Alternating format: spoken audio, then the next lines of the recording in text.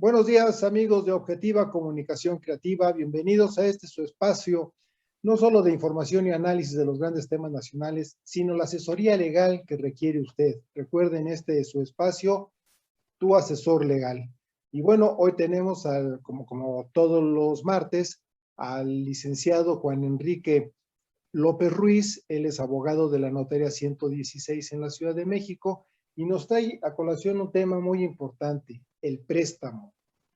¿Cómo prestamos las cosas? ¿A quién se las prestamos? ¿Cómo se denomina esto legalmente? ¿Y qué parámetros hay que respetar uno para que sea legal el préstamo y no crear malos entendidos ni crearle problemas a terceros? Licenciado, gracias por aceptar, como siempre, nuestra invitación a platicar con la gente de Objetiva. Buenos días. Platíquenos hoy del préstamo. Gracias, señor licenciado. Buen día a usted y al auditorio. Con gusto. Es un tema importante. No se escucha, licenciado. Se congeló su imagen. El famoso contrato de mutuo o bien conocido como préstamo. Perdón, Lick, es que se congeló su imagen y no salió el audio. Si quiere, le doy la pauta para que ya usted esté, ¿no? Sí, señor. Ok. Platíquenos, licenciado Juan, se fue su imagen allá. Platíquenos, licenciado Juan Enrique López Ruiz, ¿cómo es esto del préstamo? Gracias, señor licenciado. Mire, hoy en día este tipo de contratos, este tipo de situaciones, el famoso préstamo o como lo conocemos como el contrato de mutuo, es una de las tantas solicitudes que tenemos de nuestros clientes para poder aterrizar la tarea. Que quisiera yo comentarle a nuestros clientes qué es el contrato de mutuo, qué es esto. Doctrinariamente hablando, el contrato de mutuo es un préstamo de consumo. ¿Por qué digo consumo? Porque lo que se transmite es el dominio de la cosa que se está prestando, a diferencia de un préstamo de uso que sería el famoso contrato de comodato. Bueno, en una definición sencilla para que nuestro auditorio lo entienda, el contrato de mutuo es un contrato mediante el cual el mutuante transmite la propiedad a un mutuatario de una cantidad de dinero o de un bien mueble que sea fungible, quien se obliga a devolver otro tanto de la misma especie y calidad. Entonces, este contrato de mutuo, por su naturaleza, pues, gratuito, generalmente es gratuito, y también puede ser oneroso. ¿Cuándo es oneroso? Cuando realmente se presta o se transmite el mutuo, ya sea esta cantidad de dinero o el bien fungible que comentábamos, con un interés. Aquí esta parte empieza a retomar importancia, señor licenciado, porque, y aquí es donde en ocasiones nuestra audiencia o nuestros clientes dicen, oigan, pues por el apuro económico que yo tenía, firmé un contrato con un conocido, con lo que comúnmente conocemos como agiotistas, y se pactan intereses pues descomunales, don Octavio, ¿no? Que como lo repetí hace un momento, por la cuestión de la premura, por un tema económico, pues en ocasiones nuestra audiencia no ve los alcances o consecuencias de tener que solicitar un préstamo con un interés demasiado gravoso. En este caso, le diría yo a nuestra audiencia, tienen que tomar en cuenta algo. El interés legal que establece la legislación civil vigente es del 9%. ¿Ok? Hay incluso un artículo igualmente famoso en la materia civil que permite o que prohíbe el lucro excesivo. Se llama, o se le denominan doctrinalmente como teoría de la lesión.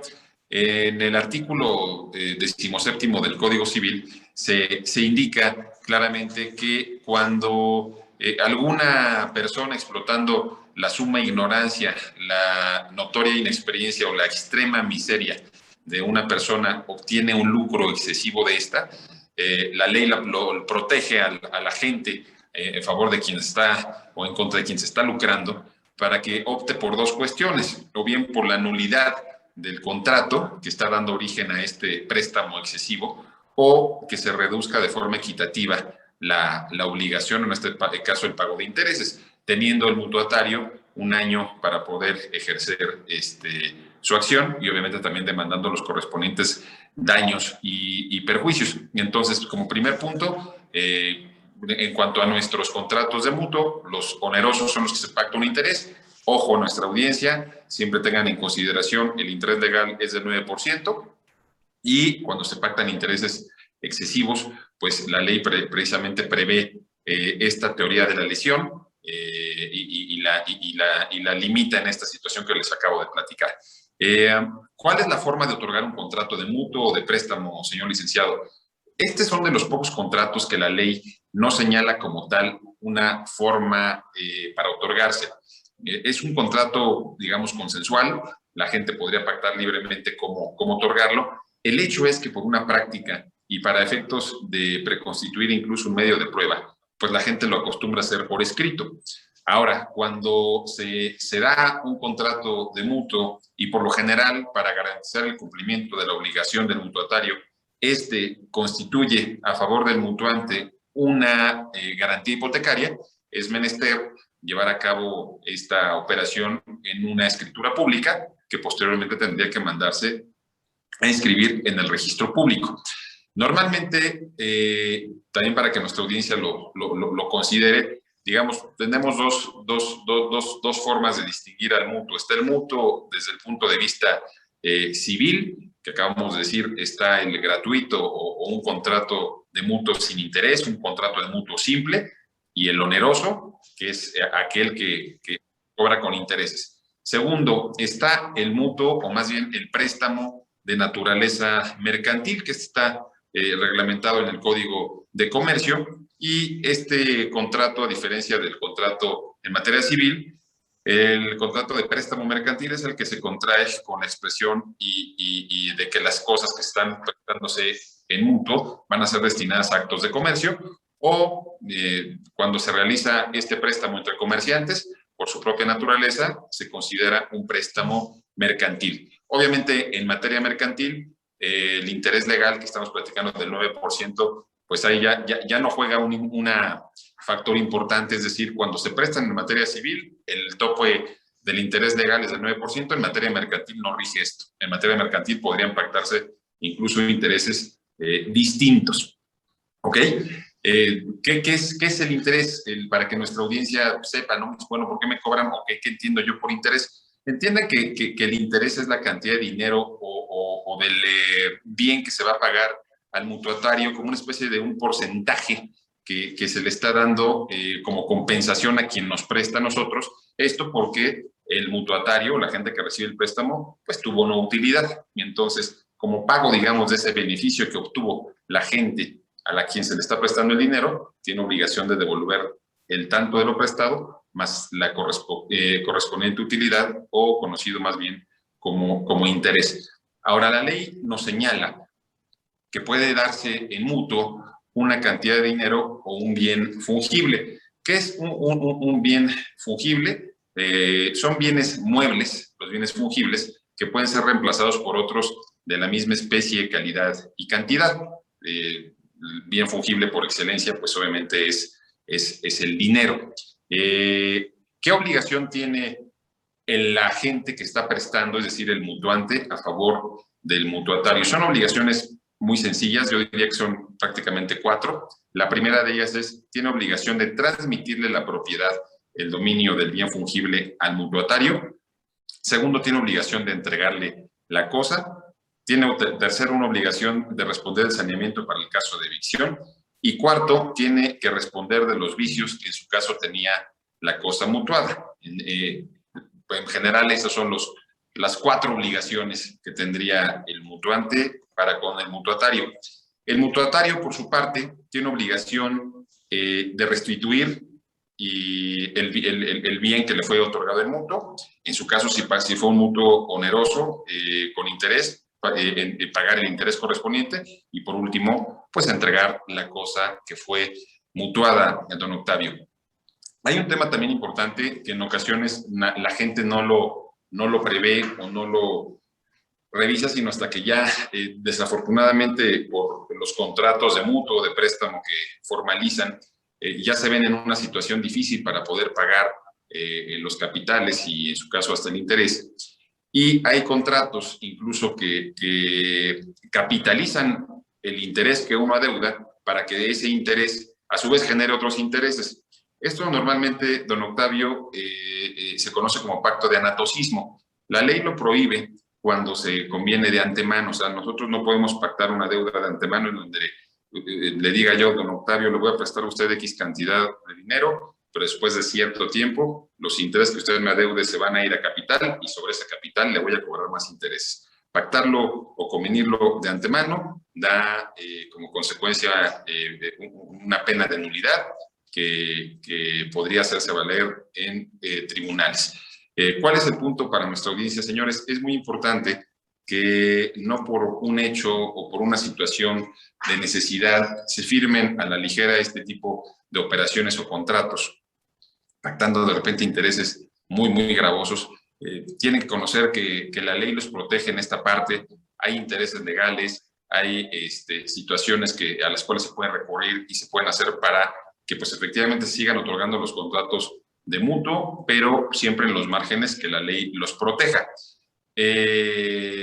Por otra parte, don Octavio, hacer también hincapié, hay obligaciones que hoy por hoy la ley para identificar y prevenir operaciones con recursos de procedencia ilícita señala. La gente que normalmente presta este tipo, los famosos o conocidos agiotistas, pues cuando se preste dinero de una persona física a una persona física, es importante hacer un reporte vía la notaría ante quien se otorgue el documento, porque por lo general estos documentos se otorgan con garantías hipotecarias.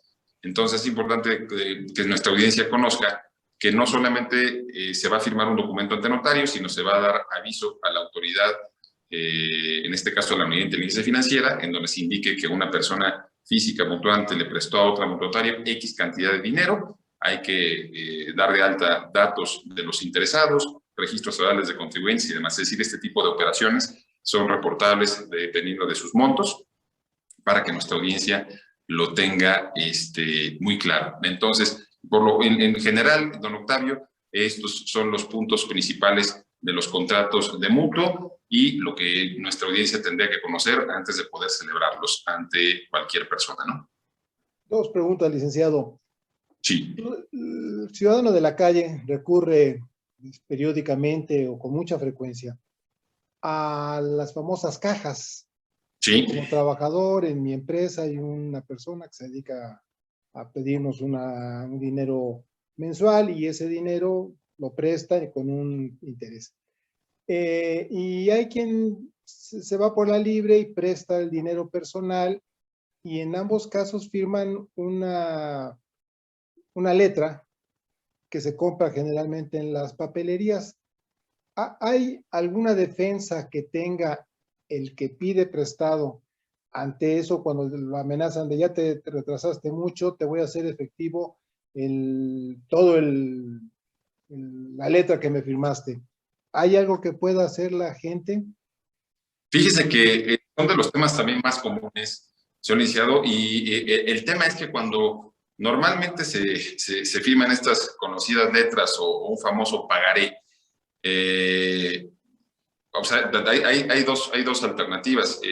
Si se firma un pagaré y la gente a favor de quien se firma este documento no recibe el pago en los plazos señalados en el mismo documento, puede promover cierto tipo de acciones, incluso pedir de manera precautoria que se embarguen bienes porque pues al que le prestó no tiene recursos para pagarlo y antes de iniciar cualquier tema, primero me voy a ver qué bienes tiene y los embargo. Segundo, el problema es, le digo, abusando de la necesidad muchas veces de la gente firma lo que sea con tal de hacerse de este tipo de recursos. Cuando son, digo, documentos privados, pues la acción legal que en su caso podría emprender el mutuante o el acreedor puede tardar en ocasiones cierto tiempo, no hay bienes conocidos de la gente a quien se le prestó el bien, entonces siempre sí es un tema tomar este tipo de préstamos y más de gente que se dedica a esto normalmente, porque la gente que se dedica normalmente a esto, don Octavio, por lo general le pide que garantice con un inmueble, con un bien, entonces, o que haya a su vez un aval, un obligado solidario que responda por el deudor en caso de que no tenga bienes suficientes para hacerlo. Ahí, y digo, la mayoría de los casos que nos tocan ver a nosotros en notaría, pues es generalmente personas que sí prestan una cantidad de dinero que es necesario que les otorguen una garantía para que ellos presten X cantidad. Y desafortunadamente, si la gente, bueno, si esto se documenta, se manda a registro público, se quedan muy claros los plazos, los términos, los intereses que no se pactan, y si desafortunadamente el deudor no puede cubrir las cantidades ahí señaladas, el acreedor tiene una acción para poder ejecutar sobre la garantía.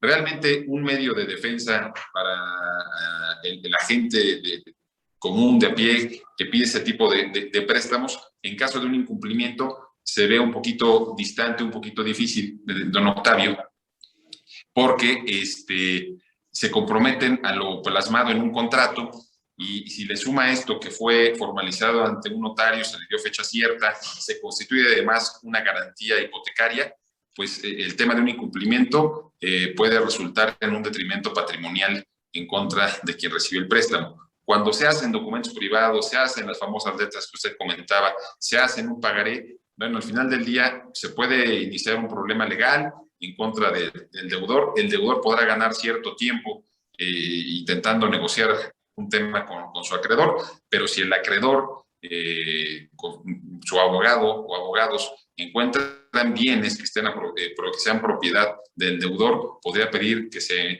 embarguen estas propiedades hasta que no se cumpla el pago correspondiente. ¿Cuál sería el consejo? Hay que acercarse bien a gente que en su caso pueda prestar este tipo de recursos, pues que lo hagan con términos que obviamente convengan al deudor, que el deudor esté muy consciente de su capacidad de pago, que no se endeude por un tema de un apuro sin pensar a futuro, porque tristemente, don Octavio, y más ahora en estas situaciones de pandemia y demás, hemos visto muchos casos muy complicados. No es ilegal prestar este tipo de operaciones, formalizarlas ante notario, constituir garantías en ese sentido, no va en contra de la ley incluso lo regula. Lo que se pone ya complicado es las consecuencias de que haya un incumplimiento al momento de no poder restituir el dinero o el bien fungible al cual tendríamos obligación de restituirlo, ¿no?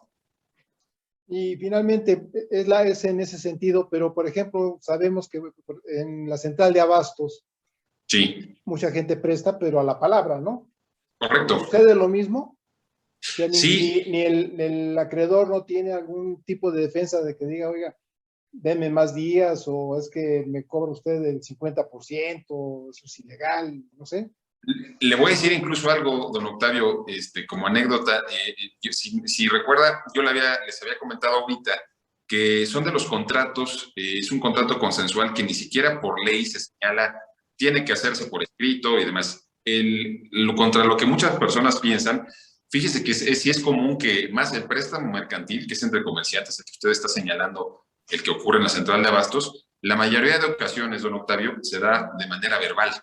Y lo que decía también, como no es un préstamo de naturaleza civil oneroso, en donde se pacte un interés del 9%, menor al 9% incluso, sino es un préstamo mercantil, a nosotros nos han tocado casos por clientes que tenemos que trabajan, que llevan a cabo actividades en la propia central de abastos, en donde los intereses son muy superiores. Incluso muchos de los clientes que tenemos y nos piden llevar a cabo otro tipo de operaciones, nos platican, aunque es como anécdotas, que es común que en la central de abastos se puedan prestar dinero a un día, por ejemplo, don Octavio, con la obligación de regresar un 50% o un 100% el mismo día.